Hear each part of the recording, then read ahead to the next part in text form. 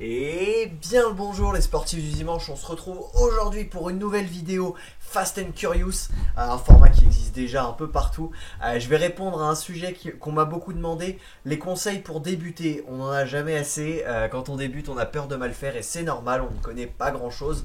Et voilà, je vais essayer de vous donner les 10 fondements un peu du running pour pouvoir débuter dans les meilleures conditions sans se blesser et pouvoir performer et atteindre vos objectifs. On n'oublie pas que votre objectif est le plus important, chacun son Everest, chacun son Graal, chacun son dépassement de soi. On peut se dépasser de plusieurs façons, il n'y a pas une façon, c'est pas le 30 minutes l'objectif pour tout le monde sur 10 km.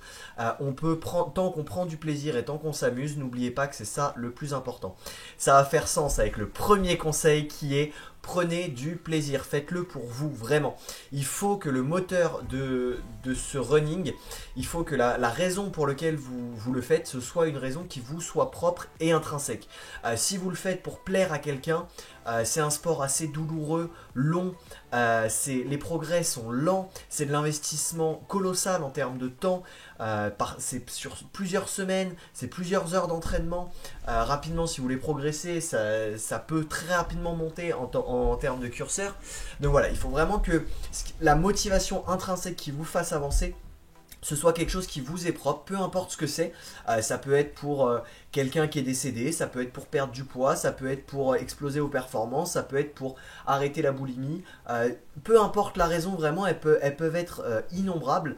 Tant qu'elle est propre à vous et que c'est la vôtre, qu'elle vous fait avancer et que c'est avec ça que vous mettez un coup de pied au cul, allez-y, prenez-la. Mais ne prenez pas cette décision de devenir runner parce que on vous a motivé, parce qu'on vous a forcé à le faire.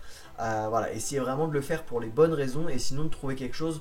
Il est possible de faire d'autres sports, d'aussi perdre du poids ou de se mettre à bouger sur d'autres sports qui vous feront plus plaisir que le running. Voilà le premier conseil. Le deuxième conseil, ça va être d'y aller à votre rythme. Il n'y a pas de rythme idéal pour progresser en course à pied. Si vous venez de rien du tout, une séance par semaine, c'est déjà très bien. Petit à petit, vous en mettrez 2, vous en mettrez 3, vous en mettrez 4. Mais ça prend 1 an, 2 ans, 3 ans. Il faut y aller à votre rythme, écoutez votre corps, écoutez l'allure qui vous demande de respecter et vraiment respecter votre allure propre. On fonctionne tous différemment. Certains vont très vite aller très loin, très haut et performer de manière incroyable. Pour d'autres, ça va mettre plus de temps. Ça dépend vraiment de vous, de votre parcours, de votre alimentation, de votre qualité de sommeil, de la récupération, de vos gènes aussi.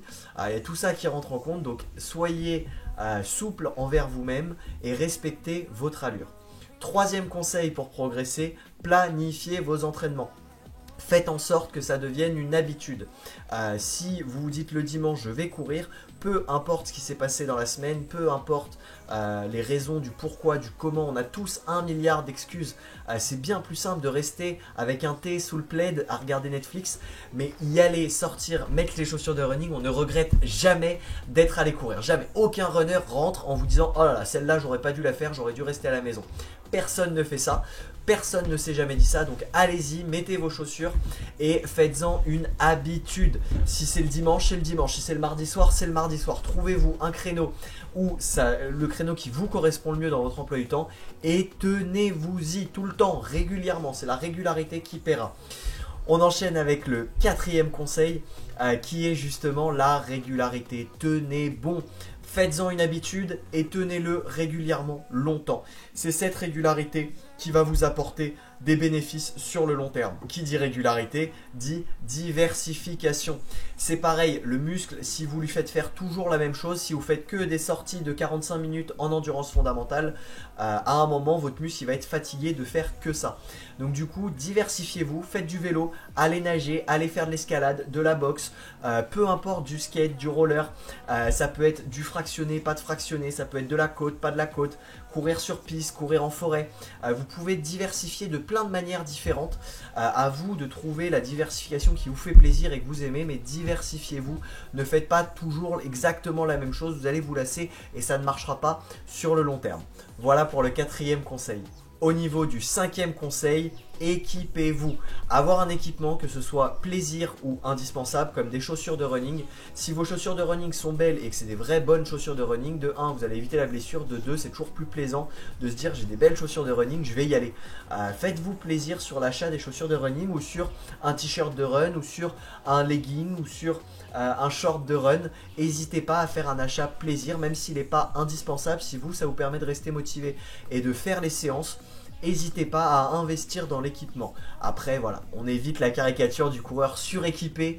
Ça ne sert à rien de se suréquiper. Un t-shirt, un shirt, une paire de running, un caleçon et des chaussettes. Voilà, il n'y a pas besoin de plus pour le running. C'est vraiment l'indispensable. Sixième conseil, déjà ça va très très vite cette vidéo. Sixième conseil, je vous recommande chaudement de vous entourer. Que ce soit soit d'un coach, mais ça c'est pas forcément obligé, surtout sinon d'un running partner.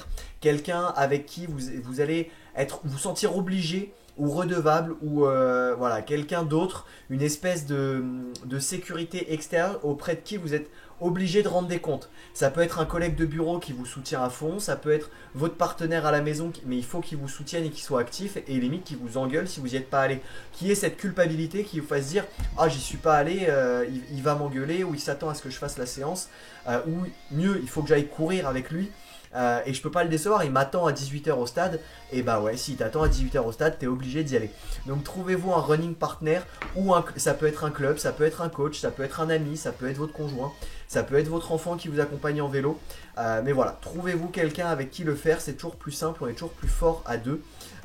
C'est indéniable, vous serez beaucoup plus régulier en étant entouré. On passe au septième point, trouvez-vous un objectif à votre hauteur. Je vous ai fait une vidéo sur comment calibrer ces objectifs, avoir un objectif qui vous corresponde, qui à la fois vous fasse peur mais à la fois soit atteignable. Il faut être dans cette petite fenêtre là où ce soit à la fois un peu flippant, on est les chocottes d'y aller, mais en même temps on sait que si on se donne les moyens on peut y aller.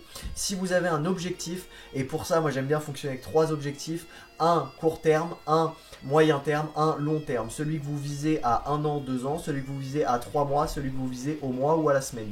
Voilà, et comme ça vous avancez step by step, vous allez chercher à chaque fois votre objectif et pas après pas. Step by step, on y va et on atteint son objectif et vous verrez qu'une fois que vous aurez atteint votre objectif, vous allez vous en mettre d'autres, vous allez chercher encore plus loin parce qu'on fonctionne toujours mieux avec des objectifs. On passe au 8e conseil qui va être d'écouter votre corps. Votre corps est le meilleur indicateur de fatigue, de gestion. Si vous n'êtes pas fatigué, c'est que la séance n'était pas assez dure, pas assez longue. Si vous êtes trop fatigué, épuisé, que vous avez non-stop les jambes en feu, c'est que vous en faites trop. Donc voilà, essayez d'écouter votre corps. Si vous avez des douleurs, si vous avez la flemme, si vous commencez à vous endormir au volant ou des petits moments de somnolence, c'est que vous en mettez beaucoup, que vous êtes un peu au-delà de vos limites. Et donc pensez à réduire un petit peu ou à augmenter le cas échéant si vous êtes tout le temps trop en forme. Si vous rentrez d'1h30 de run et que derrière vous êtes quand même maxi patate, c'est qu'il fallait faire 1h45. Voilà, essayez toujours d'avoir ce curseur à la semaine, au mois, à gérer un peu. Après il y a des semaines plus fatigantes que d'autres, mais voilà, on rejoint la planification, essayez de gérer comme ça et d'écouter ce que votre corps vous dit. C'est votre corps le meilleur indicateur de votre rythme à vous. On passe au 8e conseil qui est de pratiquer du renfort. Personne n'aime ça, il y a très peu de monde qui aime ça. Les gens qui aiment ça, ils sont à la salle, ils font de l'haltérophilie plutôt que de faire juste du renfort. Pas grand monde fait juste du renfort, mais on en a et il faut en faire, surtout pour éviter les blessures, les prévenir, se renforcer, prendre du muscle et surtout avoir un peu de haut du corps. Chez les runners on en a besoin, généralement voilà, 15 à 20% de l'effort viennent du haut du corps, des bras, des épaules, des pecs, du tronc, du haut du corps. Donc c'est à ne pas négliger, faites du renfort et en même temps ça limitera les blessures. Et enfin, 10e et dernier conseil, respectez vos allures. Encore une fois, c'est votre corps qui va vous indiquer ça. Faites votre test VMA et respectez vos allures. Quand vous devez être en endurance fondamentale, soyez en endurance fondamentale. Quand ça doit être du fractionné, dur et intense, soyez en fractionné, dur et intense. N'hésitez pas à y aller et à vous sortir de votre zone de confort. Si c'est une allure 10K, c'est une allure 10K. Si c'est une allure semi, c'est une allure semi. Le fait de faire une sortie 20 minutes à allure semi où vous êtes censé être en 5,30 et qu'en fait vous la faites en 5,10 ou 5,05 parce que vous êtes super bien à cette séance là, vous allez générer de la fatigue et potentiellement de la surfatigue avec toutes les séances qui arrivent après. Du coup, vous engendrez potentiellement un risque de blessure plus grand. Donc respectez vos allures, surtout si vous avez un plan établi. C'est vraiment hyper important et c'est la clé notamment pour une prépa 10 km semi ou marathon. C'est vraiment la clé de respecter ses allures. Voilà, j'ai fait le tour des 10 points pour progresser en course à pied. J'espère que cette vidéo t'aura été utile, que tu n'avais pas déjà vu les conseils 20 000 fois partout, même si ça reste des conseils basiques. Mais c'est des indispensables à savoir, à gérer, on ne le répétera jamais assez. Et surtout, fais-le, cours. Pour progresser, cours, vraiment. C'est la clé, c'est la base, cours. Si tu veux devenir runner, il faut courir. Voilà. Après, vas-y progressivement. J'espère que cette vidéo t'a plu. N'hésite pas à lâcher ton meilleur pouce bleu, à me dire en commentaire lequel t'applique pas, sur lequel t'as un peu plus de mal en commentaire, à t'abonner, à liker, à partager cette vidéo autour de toi. Ça me fera plaisir. Et surtout, toi, ça te permettra de rater aucune de mes vidéos et d'avoir plus d'infos et plus de contenu dessus. Et n'hésite pas, si tu as un sujet que tu veux que je traite, tu m'envoies le message et ce sera traité. Voilà, en vous souhaitant une excellente journée, nuit, semaine, week-end, peu importe où vous êtes dans le monde, on se dit à très vite et à la semaine prochaine les loulous. Ciao!